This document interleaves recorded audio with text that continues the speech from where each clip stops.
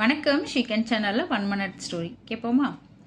ஒரு குருவும் சீடனும் பேசிக்கிட்டு இருக்காங்க. குரு கிட்ட சீடன் கேட்குறானா, குருவே, இந்த கடவுள் தானே இந்த பூமியில் நல்லது கெட்டது ரெண்டுத்தையும் உருவாக்கினாரு, நாம ஏன் நல்லது மட்டுமே செய்யணும் அப்படின்னு.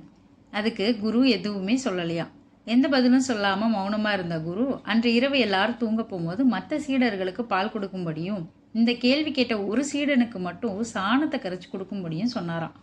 அதை கேட்டதுமே அந்த சீடனுக்கு அவ்வளவு ஒரு கோவமா, குரு மரியாதை எல்லாமே மறந்து அந்த குரு கிட்ட கேள்வி கேட்டானா, ஏன் எனக்கு மட்டும் சாணத்தை கொடுக்க சொல்றீங்க, எல்லாருக்கும் பால் கொடுக்க சொல்றீங்கன்னு.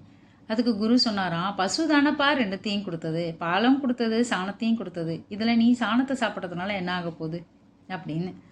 அப்பதான் அந்த சீடன் யோசிச்சானா, நம்ம நல்லதே செஞ்சா நமக்கு நல்லதே கிடைக்குமே, நாம யோசிச்சது தப்பான ஒரு விஷயம் இல்லையா, அதனாலதான் நமக்கு இது அப்படின்னு. நமக்கு என்ன தேவைன்றதை நாம தான் டிசைட் பண்ணணும். யோசித்து ஒவ்வொரு விஷயத்தையும் செய்யுங்க. தேங்க்யூ.